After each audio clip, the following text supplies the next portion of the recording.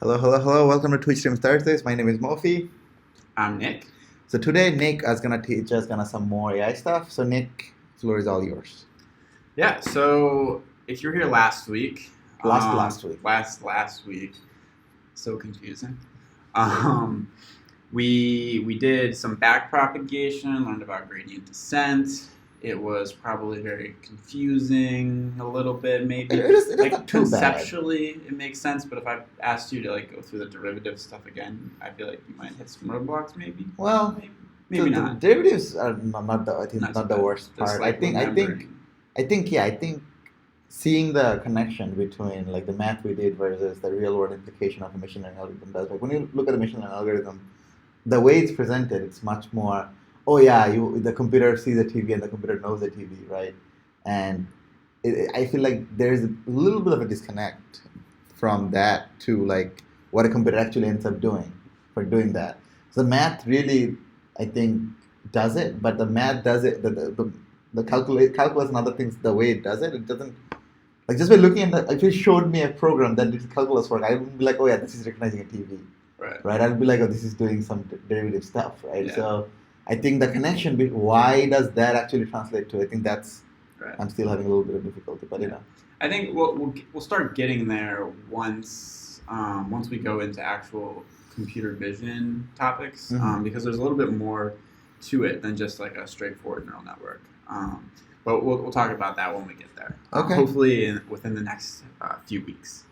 But does it make sense? Like with this, we've been using the Celsius to Fahrenheit example. Does it make sense? No, I think when you did the graph thing, when you reached the lowest point in the error function, I think that definitely made a lot of sense. Okay. Also the steps, because if you're stepping through, if you go too big, you're gonna cross and never gonna come back to it. Right. That also made sense. Yeah, so I hopefully with more examples it will start making more sense. Cool. Yeah. So last time we talked about. Do you want to pull up the iPad? I'll start, yes. Yeah. some stuff. I already on. Wow. Good to go. I'm on. Perfect. Yeah, I'm on my. All right. So I'm gonna draw another little network, the same network we've been using. Mm-hmm. Okay. So we just had this input node, and it went right into our output node. Really easy. X and Y. Or that was backwards, but yeah. And then we had this weight associated with there. So then X would be multiplied by W, and we get Y. But then we also have the bias. Yeah. And that's always 1. And that also got fed in. And this would be our bias. So when we looked at the sort of the graph,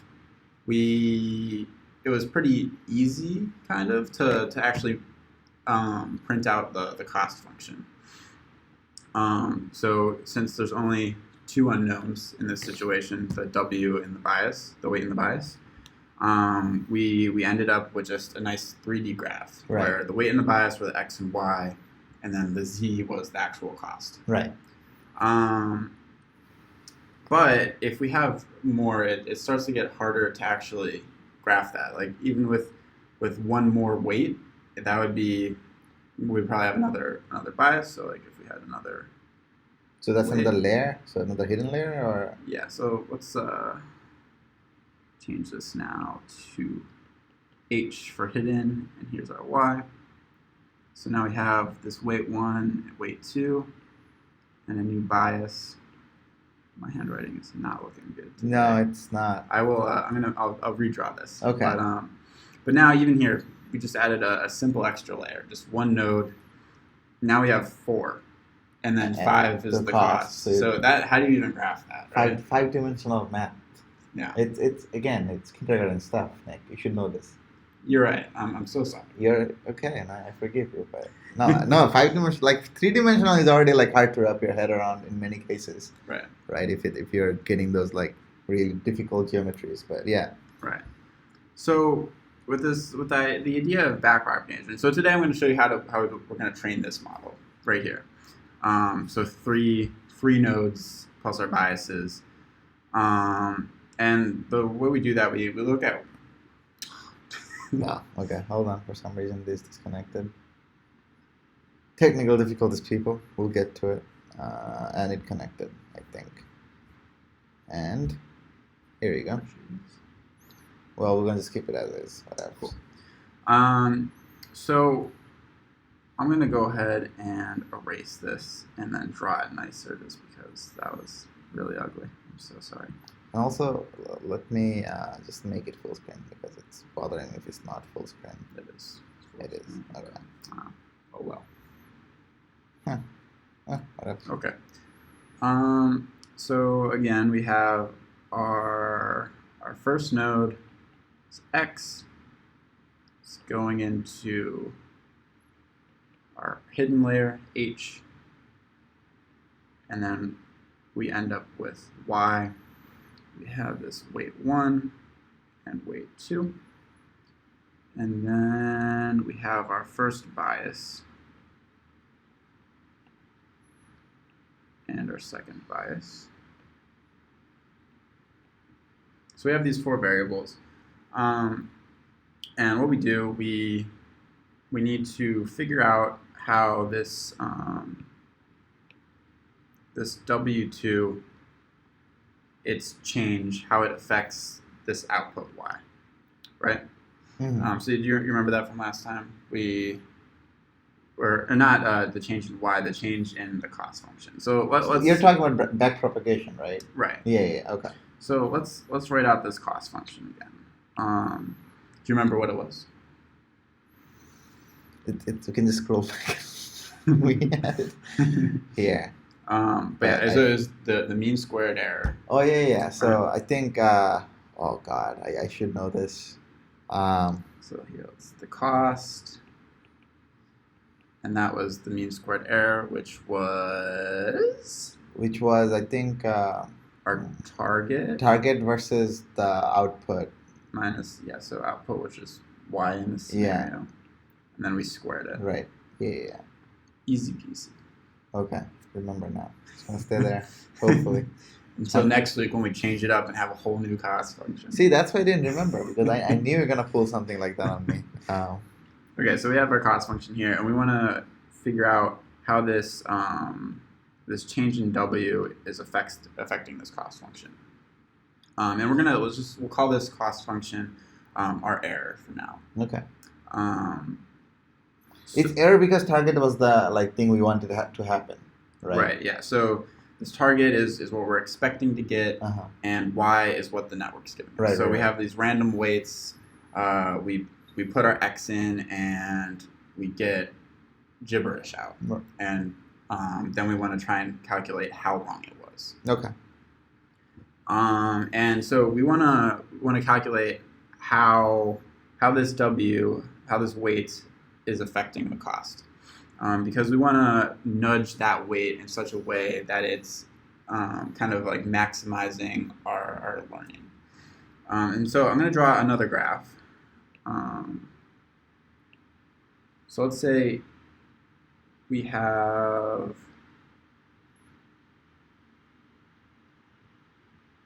this beautiful unstraight lined graph. I even have auto shapes, but I'm not going to use them because I'm evil. So here's our cost. This is going to be our y-axis. Okay. And then our x-axis, this is just going to be weight 2. So we're only going to be looking at the cost in terms of this W2. So basically now we're kind of fixing W1, B1, and B2 just to see what happens when you change W2. Right, yeah. So we're just looking at, we're throwing away the other axes, and we're just zooming in on So when you say throwing away, are you saying we're fixing them or we're not even using them at all? Okay, so if you remember when we had the 3-dimensional, if you tilt that 3-dimensional axis so that the cost is the z, and then we kind of just rotate it, so we're only looking at that one weight, and we kind of just get that sort of cross section. So let's try and think of it. Does that make sense? Okay. No. So basically, again, we're just looking at the cross section of this weight in respect to the cost. So let's just say we have a nice simple parabola is what this weight 2 looks like in respect to the cost. So the lowest, the optimal point for this weight 2 would be like over here somewhere. And it's gonna be a parabola because the cost is basically a square function, and change of W2 will first decrease and eventually increase because this will be always a positive number. Is that? It might not be. I'm just for But like if you're like drawing a cost function that happens to be target minus y squared, as the value of y changes, right? If the value y becomes too bigger, y is smaller than target, that will be a positive number. Y is bigger than target, it will still be a positive number because it's square. Right. Right. Just looking at this to this. Yeah. Okay. Yeah. So if we pick a random point for W2, because the W2 is randomly initialized. So we say we end up somewhere here on the graph. So we want to find. I'm going to use this D. The D of E for error. Okay. In respect to dW2, and that's what. If let me change the color. If we find the slope of the graph right here, that's what this equals. So rate of change. Yeah. Okay. So it's the derivative at this point is what we're trying to find. And so if you look here, this slope, I'll change back to black. The slope, let's just say it's equal to positive 1 because it's going up. It's probably closer to 2 or something, maybe. Who knows? We're not being perfect here, but the slope is 1. But let's say maybe the weight was actually over here. Our slope is going to be closer to -1. Yeah, -1. I mean, you drew it exactly at -2, by the way, but hey. It's not a math class, is it? Yeah, no. It's not. So slope equals -1. So if we were to adjust both of these weights, where would you want to move to? You so looking here, do we want to move this? Now we want to decrease weight. If W2 is there, we're going to make W2 smaller.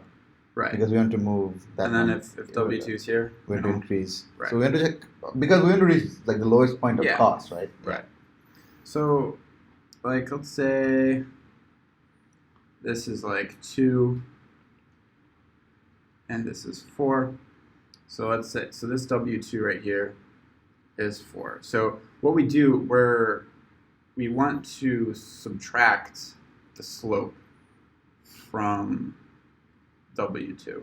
So W2 minus the slope. And the reason why we do that is because if we subtract W2 by 1, we're going to end up with 3, which is probably over here. Well, I'm just kidding. It would be right here. It would be exactly where we want to go. Let's just choose the slope 0.5 or something. It's okay. Okay. So here's the. Oh, just one step. We're there. Yeah. Boom. Bam. Perfect. And if that slope is 2, we would have ended up right back here, and you can see how that's. No, I said 0.5. So. Right. But you said that this slope is exactly 2, right? No, this one is exactly. This one is not exactly 2, but it's close to 2. Close, yeah. But anyway, so we want to subtract the weight by the slope because that's going to start pushing us in the direction that we want to go. So we're subtracting by the slope, but before we had something called a step function. What is the difference between these two things? What was the? So step function was the one that's slowly moving us towards the lowest point, wasn't it? Not the step function, but the step 0.001, whatever the size of the step was. Right. That was our learning rate. Yeah, learning rate, right? Isn't the learning rate what is dictating how fast you're moving towards the thing? Right. So right here, this is just the change in the error versus with respect to the change in the weight, and then we would want to multiply that by the learning rate. I see. So, Okay. but this is just kind of giving us a direction in magnitude. So if this was a lot steeper, the slope would be a lot greater. So we're going to take a bigger step. And then we're just multiplying it by the learning rate just so that we don't like take too big of steps. Okay.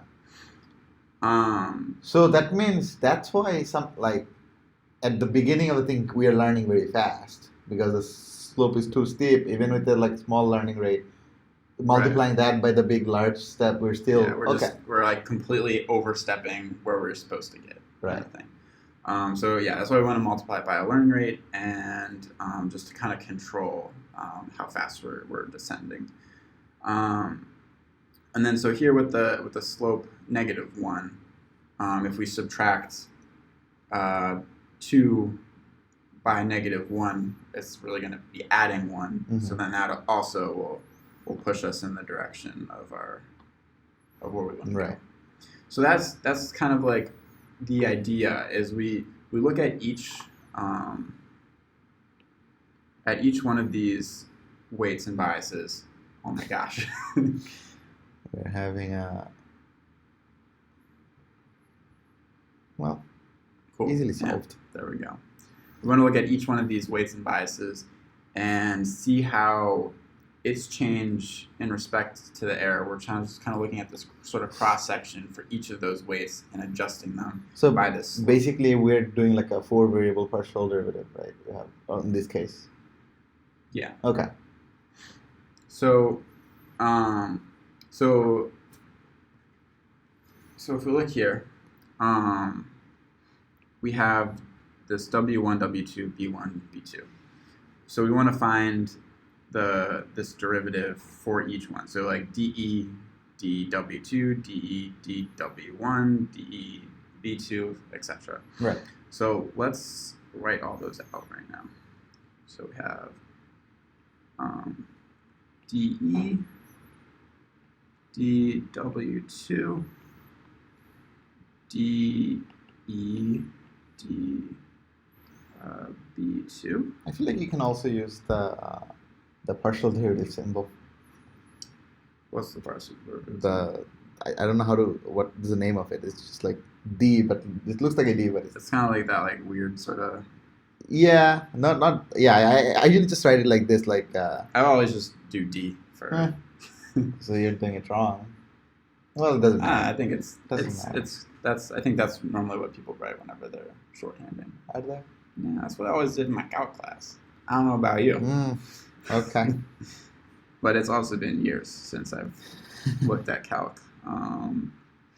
So that, and then we have our dW1, dE, B2, B1. Sorry, I thought. Yep. Okay. All right. So these are the four things we need to solve for. Okay. And that'll tell us how we're going to update each one of these weights. Right. So now we need to just figure out those weights, right? So let's check out this first one, dE dW2. Mm-hmm. So we're just going to kind of start chaining together partial derivatives. Okay. So we have this cost function. So we first need, that's what this dE is, the derivative of this cost function. So we'll start off with dE. And we want to see what directly affects dE. And if we look here, it's y. Right. Because target is fixed, y is this variable that's going to be changing. So we want to find dE in respect to dy. And then we can multiply that with dy in respect to what's affecting dy. W10 B2, right? Well, H. Wait. Well, we're trying to find W2. So H also is affecting y, but in this case, since we're trying to find W2, we're going to find the change of y with respect to W2, and that will get us our actual dE dW. So it's exactly the same as last time. Right. So if we take dE, which is our cost function, with respect to y, that's we're gonna get 2 times target minus y. Yeah. Times 1. 1. And it's going to be -1. Right. Last time I just threw away the negative and we added, but which is essentially the same thing. But since like I'm trying to be more mathematically accurate. Yeah. Okay. So now we'll actually subtract the weight by this negative slope, which Okay. we'll be adding it. And then we need to find the change of y with respect to the change in W2. And do you know what that would be? So let's first write out what y equals. Right. Right. Oh, y is equal to the thing multiplied. Here, how do I copy stuff? You can do that. You can have to be on the same page. There we go. And then just, you can just also copy it instead of deleting it. how do I copy? Tap on it. Copy. There you go. Thank you. And just like tap and press. Paste. There we go. Technology. Wow. Beautiful. Okay, so here's our thing again. So yeah, let's write out what y would equal.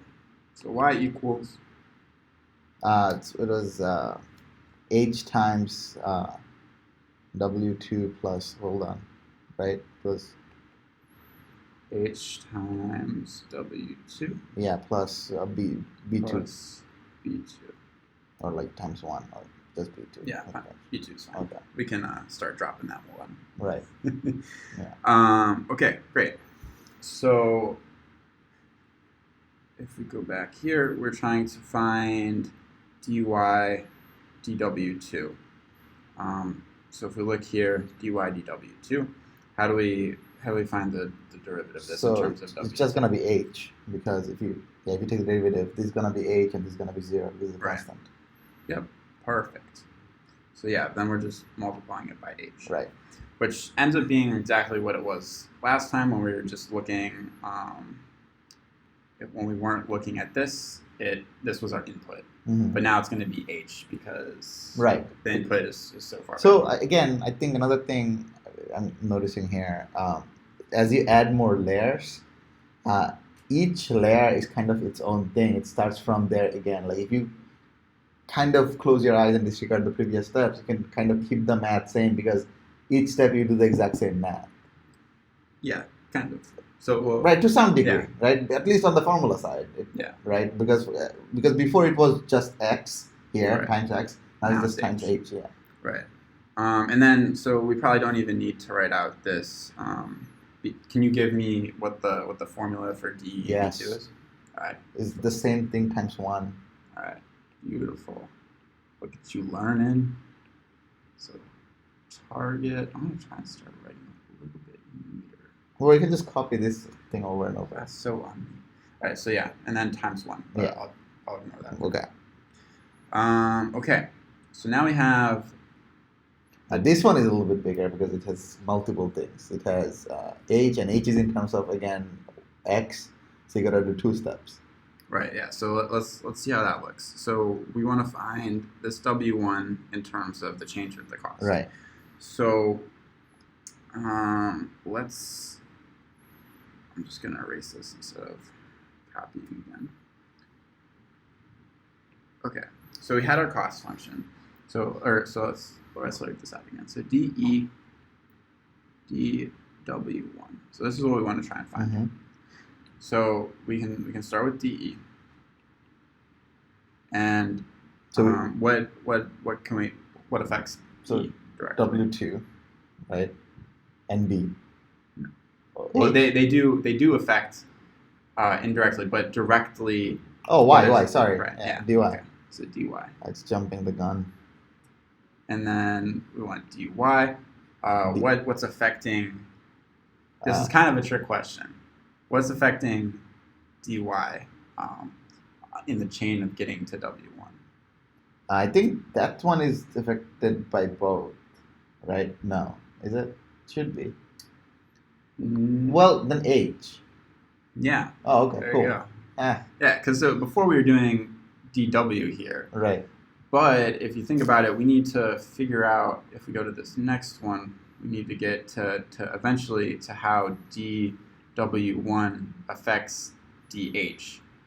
Right. I think that but if we hit W2, H doesn't really affect W2. Right. So we want to see how H is affecting Y.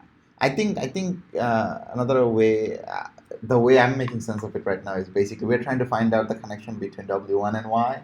Right. So anything like we have to find the things on the chain that W1 also affects. Right. And that affects, right? Because W2 obviously affects Y, B2 also affects Y. Right. But they are not influenced by W1. Yeah, exactly. So W1 is affecting H and H is affecting Y. But W1 doesn't affect W2 how W2 is affecting Right. Y. So basically when you draw this out, you have to have things that you can cancel out to get D and DW1. Right. Right. Okay, cool. Yeah, so then if we start to fill this out, so do you remember what DE dy was? We already saw that. Yeah, we just did that. So 2 times that was thing. negative, yeah, negative 2 2 times target. The target minus y. Right. Beautiful. Okay, now we have dy dh. So if we remember what we need to figure out y. So y we already did was the h w2 and b plus b2. H times w2 plus b2. Okay. Okay, so what is the derivative of y in terms of h? It's just w2. Beautiful. And then dh in terms of w1. And the derivative of that is going to be just w1 then. So h, yeah, so it's going to be x times w1. Oh, it's just going to be x. Plus b1. Yeah, perfect x. So then we just multiply this by x. Okay. And that, like, makes sense, right? Yeah. Because, like, yeah. Perfect. So now we have W1, and then I bet you can probably figure out what B1 would be without even going through all that. Well, we're just going to replace the x with 1, and for B2, we're going to just replace the h with 1. Well, we already have B2. We already did that right here. Oh, yeah. Right. So, yeah, and then, so DE dW2 is just going to be... Just copy that over. Or, sorry, DB... Let me erase that. DE dB1 is negative 2 times target minus y times W2. W2 times 1. Okay. Cool. So now we figured out all these values. Okay. I'm not going to make us go through this and solve all of these by hand. Come on. That means you really want to? No. So yeah, we found how we can change these 4 values, and we're just gonna subtract by these values that we have. So I think we can switch to code now. Okay. I have there you go. Let's go to let's just look through this. I forget what I want to do. So backprop 1 hidden. Go to backprop 1 hidden. Okay. So this is the graph that we just did. There's this 1 hidden. The input is 1 walk us through using bias. Yeah, okay. I'll walk us through what's going on here. And then this 1 output layer. Okay. I guess I should like highlight instead of just pointing. So, that's true. So this 1 output that highlights both. This right here. This is the output. This is the hidden layer, and then this is the input. And they're both using bias. And here I'm just printing out the original weights and then the weights that we want to get. And we're doing the mean squared error. This time I made the learning rate even smaller than last time, just because it was too big. Don't know why. It's too big. 0.001 is too big? Yeah. Oh, perfect. So again, just to clarify, last week when we trained like a no hidden layer thing to do temperature conversion, right? Now we're doing a 1 hidden layer thing to do the same exact thing. So in the same training values. Okay. And we just run it and see what happens. So when you run it, it's going to just run it for one epoch. It's going to print the original weights and then the updated weights. Okay. So yeah, go ahead and run it. And yeah, so Keras takes some time to like boot up TensorFlow, and then yeah, done. So we start out with -848 for the weight 1. The bias 1 is 0. The weight 2 is -1.36. So basically, the first line, if I can highlight here. So this line here was what we started with. It's probably really small. Can you like make the terminal output bigger? Yeah, I could definitely do that, but that will mess up. You know what I should do? You know what? I can just keep it here and move to there. This one I have total control over. So I can do Python backprop_1 hidden. Beautiful. That because Visual Studio I can change the font on the actual text, but the terminal other text, I think I can also change that in the settings, but I'm not gonna mess too much with that. But let's just look at it here because I think. So yeah, go ahead and highlight. That's our initial weights. So this time it's 0.995 about and -0.73 for our initial weights. And so initially you start bias at 0. Yeah. Okay. And like these numbers are again, if I remember correctly from last time, it's just like randomly selected from whatever. Yeah. And like if you remember, we just ran it like a couple seconds ago. The initial weights are completely different. Exactly. And like after the first time it ran, after one epoch out of however many you want to do with this, I think you said 5,000. Yeah, I think 5,000 is when it completely trained. Okay. So so we're just doing one of those steps. So one step gets it to here, right. And after 5,000, if our model is correct, we will reach like some weights that will then for any Celsius input give us the Fahrenheit. Right. Okay. So if we go back and go to calc.py. Hold on, let me just kill this so I have more space there now. Calc.py. Okay. Yeah, and then you can close this. Yeah, beautiful. So here are some old weights from a different thing I was running. Mm-hmm. So let's change these to the initial weights that we got over here. So yeah, that. Oh man. And then those are 0, so that's fine. And then yeah. Cool. And then so I'll walk you through what this code is doing. So here's the same x, so -10 Celsius, 15 Celsius, 30 Celsius, and then what we expect to get back. So 14 for -10, 15 we want 59, 30 we expect to get 86. And then we're going to calculate the derivatives.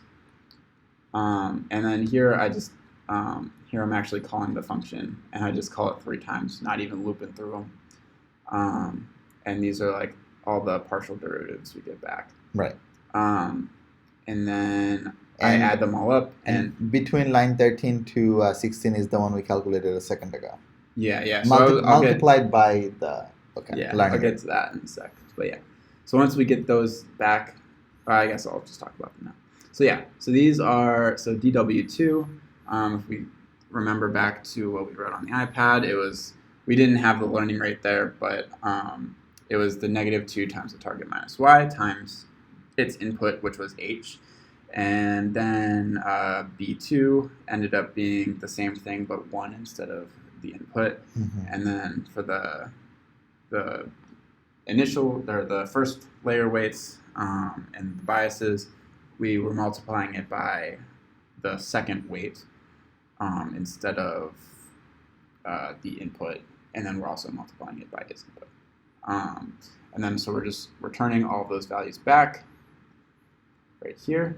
We get them all back here, so we have the first one, the second one, and the third one of each of those.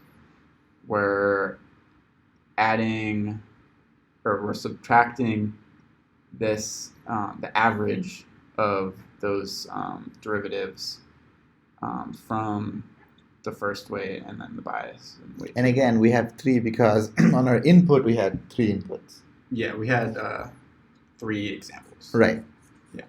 So if we had like 30 examples, there would be 30 derivatives we're adding and dividing it by 3. So adding more examples then makes it more difficult to train then. Adding more examples makes it like more. There's more computation that's Okay. involved, so it takes longer Okay. to train and stuff. But yeah, and then so these are going to be wrong because that was for the other values. Those are the expected. If we save this, and then do you want to go and run that? Sure. So we saved it already? Yeah. Okay. So this is the one just calc? Calc.py, yeah.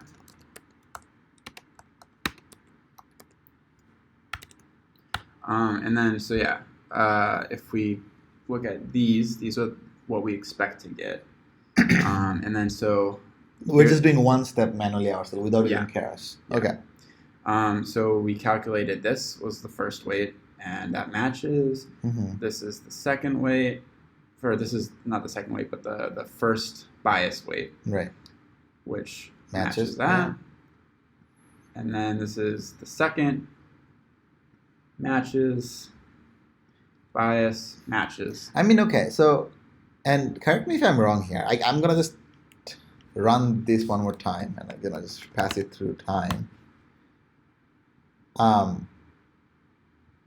So wait, yeah, so it took this much time on my user end, and I'm gonna also run the other second one because I felt like when I run the calc one, the one you wrote, it just almost returned like real time. Yeah. So yeah, Keras, there's like, it's a library and it runs on top of TensorFlow, so there's like a lot of things that are loading up, and I don't know the details, the dirty stuff that's going on behind the scenes, but like this whole big chunk up here, like this warning, TensorFlow, blah blah blah blah blah. Like this is like a bunch of TensorFlow initializations that are like going on, I think. So I think that takes some time. But yeah, so we did our first step, and 4,999 more to go. Yeah. I mean, that wasn't too hard, right? It doesn't. No. Is it making sense? Like, no. I think like this part, like I think once you know the goal, I think a lot of times these mathematical models, just by looking at the mathematical model, doesn't really make sense. But once you connect the reasoning with the goal together, I think it start making a lot more sense. Okay. Okay. So then, do you want to open up Calc 2? Sure. Great. So this one is essentially the same thing. We have this x, which is our x's target, yada yada yada. Then we have this this weird code right here, which you're probably like, what is this? And so this is I don't even know how to pronounce that, the Gorot uniform. This is how Keras is initializing our weights. This is like the random number, how it generates the random number. Okay. So if you look here, we're taking the square root of 6 divided by fan in plus fan out. And fan in is how many inputs are going in, and then fan out is how many are coming out. And it's just 1 and 1 in our scenario. So I probably there's some mathematical reasoning behind why this number is better than some other number that it can literally randomly choose anything. But no matter what we chose, like the things we end up choosing for our initial value, does that ultimately like dictate heavily on what the output is going to be, on the weights, on everything else? So the reason why we start at random is because we want all of the weights to be as different as possible. Right. No, that's not that's what I was saying. I was saying like using like. Right. I'll get there. So we want all the weights to be as different as possible. So if everything was like about 1, all of the weights would update uniformly because they're all affecting the output exactly the same. Mm-hmm. So we want like a good like spread of randomness across all of them. And so if we look at here, when we calculate this number, it ends up being about negative 1.73 to 1.73. And it's a random number between there. And that is because we have 1 input and 1 output, because the fan in value and fan out value is 1 and 1. Okay. But if we increased to more fan in and fan outs, then I feel like the number is going to get smaller and smaller because you're dividing 6 by some number and taking the square root of that. Right, which now isn't making as much sense to me. I was thinking it was because the more weights you have, the more of a range of randomness you want. But like apparently not. I guess not. Who knows? Who's to say? Well, Glora, probably Glora. Because he made the thing, so he probably. But yeah, I guess. I mean, maybe. Well, the square root. What would the square root of a smaller number will keep getting smaller, right? Like let's test this out. Let's say 6 plus 6, 12. So we end up. What's the square root of 1/2? 1/2 is so 0.5. 0.5 square root should be. Just here, calculator. Well, let's take it even easier, right? So right now we have. If the fan in and fan out 3 and 3, we'll end up with. What are you doing? I was just getting the square root of 1/2. It's 0.7. So yeah, smaller. Well, not necessarily though, right? Let's take if it was like say 12 and 12, so 24. Take 0.25 square root. Take the square root of what? 0.25. 0.25 square root. 0.5. 0.5. Yeah. Okay, that makes sense. That makes perfect sense. So like it will actually be between these numbers then. Like it will stay within you're never gonna get like 2 because you always at least have like this is the biggest he's ever gonna get.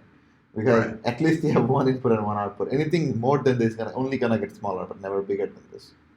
Okay. Cool. But yeah, so then I tried to be as close to Keras as we can. So I was just gonna do random. Get a random. Yeah. -2. But yeah, I didn't actually. I was like thinking. I was like, it's never. It's always like negative something to something, but I've never seen it above 2. It's normally like. Yeah. So yeah, but that's I guess how they figure out their random numbers normally. And you can actually in Keras define how you want to randomly initialize. They have all different kinds of random initialization. Yeah, and I think another thing, I think Python is really great at making functions that take optionally up to 50 variables. And you always pass like 2, but one day someone shows you, oh yeah, I could have passed these 17 other things. And you're like, what? Yeah. Yeah, so Python is kind of like overloaded like that for the most part. Yeah. But So this is the random function that they're using. We're initializing our weight 1 and weight 2 to these random numbers, and our bias are going to be 0. And down here at the bottom, I have this feed forward. We're feeding it in 22, and we're getting back this answer. So let's look at this feed forward function. What feed forward is doing is it's taking our input, multiplying it by weight 1 and our bias 1, and it's giving us this hidden layer output. And then we're multiplying that by the second weight and adding B2, which will actually give us our Y. And I return both of them just because that H, we're actually using that when we're calculating our derivatives, if you remember. So feed forward is the one that does the actual testing. Yeah, that's going forward through. But we need to go forward before we go backwards, because if you look back to our derivatives, we're using this H value and the Y values. So we need to actually push the training example through before we can figure out how wrong we were. Does that make sense? What? So.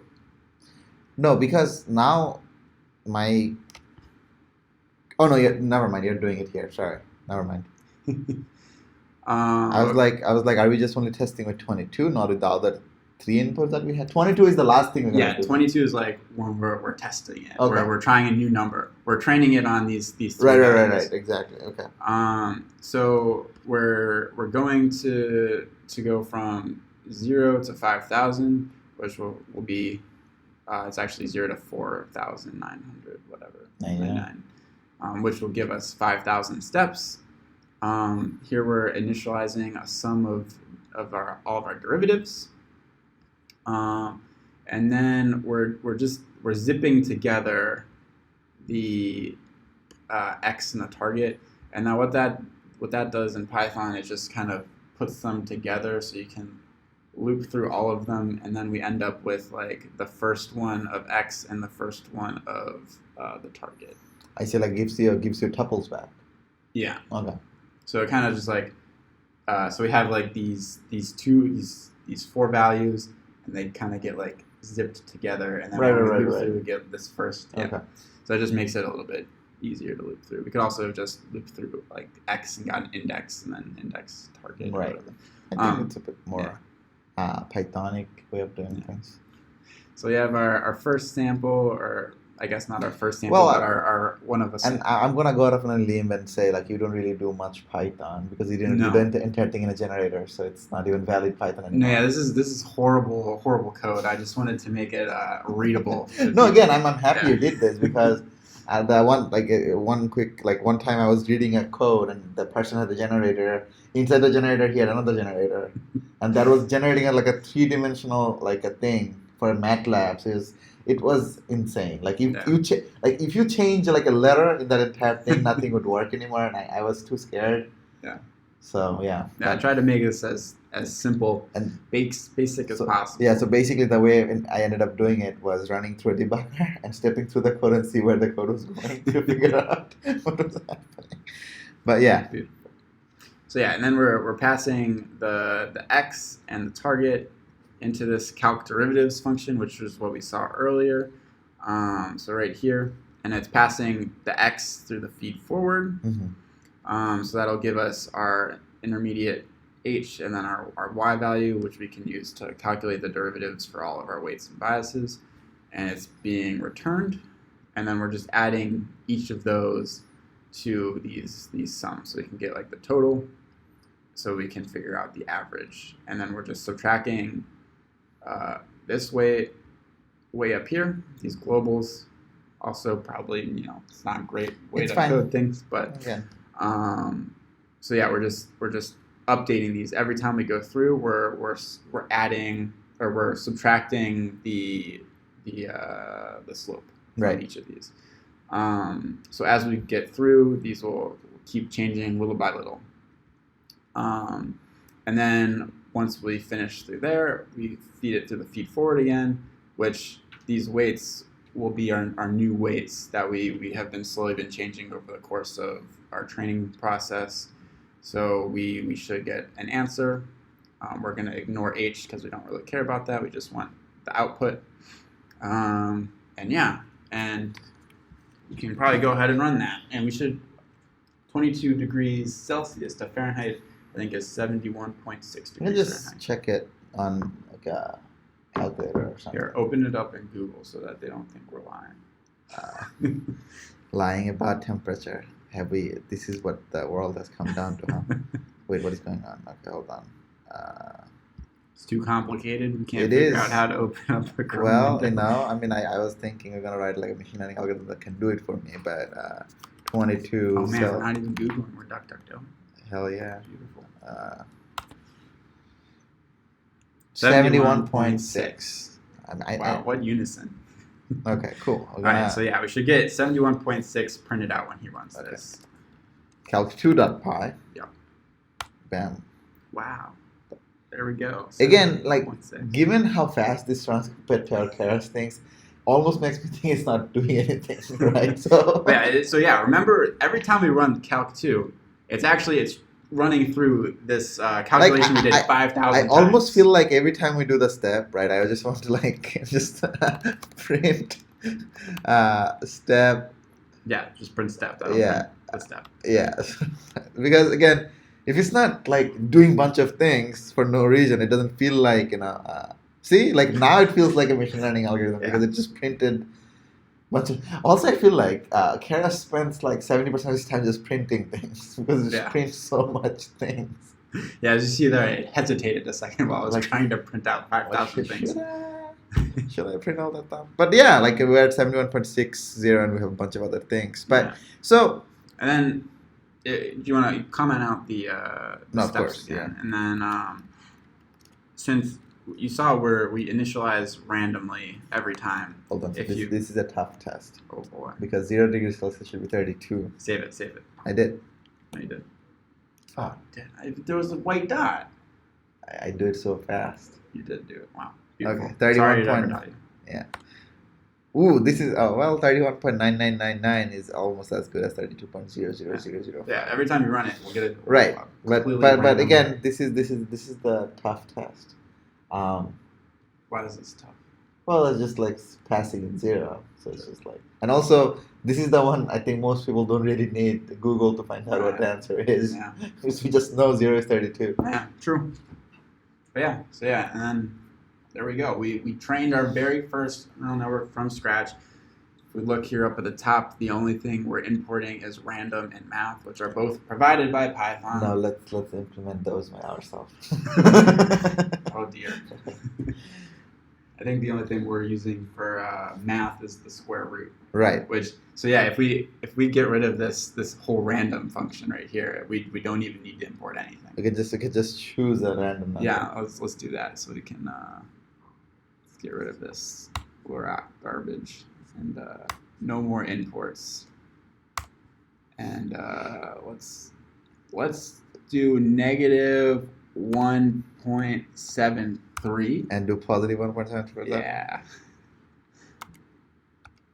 That'll probably not work at all because they're probably too close to each other. Who cares? Let's try it. Damn, it's taking. Oh no! There we go. So limits. No packages at all. Yeah, 0 packages, machine learning. You heard it here first, folks. Oh yeah. So basically, if we keep on doing this, eventually we'll take down Keras. That's what you're telling me. Probably not, no. But probably not. And then so. As you might notice, this is extremely rigid. We have to calculate all of these derivatives. Anytime we want to change it, if we added another layer, we would have to kind of redo a lot of this code. Right. So next time, this is also still like a very simple, we don't even have like multiple nodes in our Actually, like before you talk about the next time, let me ask you this question then. How is this any better than what we had, only one input and one output, no hidden layer? How is this better? How's it better? Yeah. Because that was still pretty accurate. Yeah, that model that was ideal. Because you don't need any more complex for that scenario. But I just wanted to show a more complicated. Right, but the thing is, just by going the same chain of thought, if we want to do the calculation, if I add 4 hidden layers for one input and one output for the same Celsius to Fahrenheit version, I feel like it will still work, and it probably will work. Yeah. But how is this any better? That is the question. Because I know you said that understanding how many hidden layers you should have, how many layers you should have, are more of an art than a science. But I mean, even with art, you have some science. You have some understanding of what makes something better than something else. I think it's there's a lot of intuition. Most of the time, you're gonna have a couple hidden layers at least. And if it's just sort of not working, then you just keep tweaking stuff. Or just throw more GPU. Yeah, just until somehow magically some other AI solves your AI problem, right? Yeah, there's a little comic strip that I would always show in some of my workshops and stuff, where it's just a guy just shoveling around a bunch of math, and it's you put something in, and there's a little input or an output funnel, and it's oh, it's not working, and he's oh, let me just stir these math equations around until it works. So but yeah, there are some intuitions, and I feel the more we go forward in the course, we'll start to sort of pick up on why we do some things certain ways, and kind of the instincts behind them. Cool. But yeah, and then so what we learned here today, we could apply this to, we could have 30 hidden layers. The math would all be pretty much the same. We would just keep tacking on more weights as we got further away or from just the use Keras. Yeah. But we never really have just just single nodes lined up. We normally have multiple nodes in a layer. And that's where a little bit more complexity will come into play when we're calculating these derivatives. And that's what we're going to do next time. We're gonna add more. So you get from one input, you're gonna have a hidden layer that has multiple nodes. Right. Yeah. And it's gonna be 1-on-1 or 1-2. I think I'll probably do one input, 2 hidden nodes, and then 2 outputs. Okay. All right. And then we haven't talked about activation functions at all, which I mean, the first one we did talk about a little bit. Really, we haven't talked about that in respect to training, right? Because if you think about it, it's a function. So there's going to be another layer of derivatives that we have to do with these activation functions, because that's just one more thing we have to go through to get to our weight that we're looking Always at. one more thing, huh? Yeah. But then after that, we'll have like the full, you could do anything. Sky's the limit. And then, so after that, we'll have another, and that we'll try to build a nice framework where we can specify however many layers we want, however many nodes we want in each layer, and it'll train for us. Cool. So yeah, with that, I think we're gonna end. It's a good note to end it here. The video is obviously gonna be available on YouTube in maybe a day or half a day, whatever. Find this code on GitHub as well. You want to just we'll post it in the video, but we'll probably forget. So maybe. So if you want to find, it's this github.com/bordakis1/webinar-course-examples. Yeah, and you can just like do a git pull on this particular thing, it'll pull it. But again, yeah, you can find it there. I think we're gonna try to put it on the description of the YouTube video, but just in case we forgot it, it's right there on the screen on the turquoise highlight. So with that, I bid you farewell and have a good day.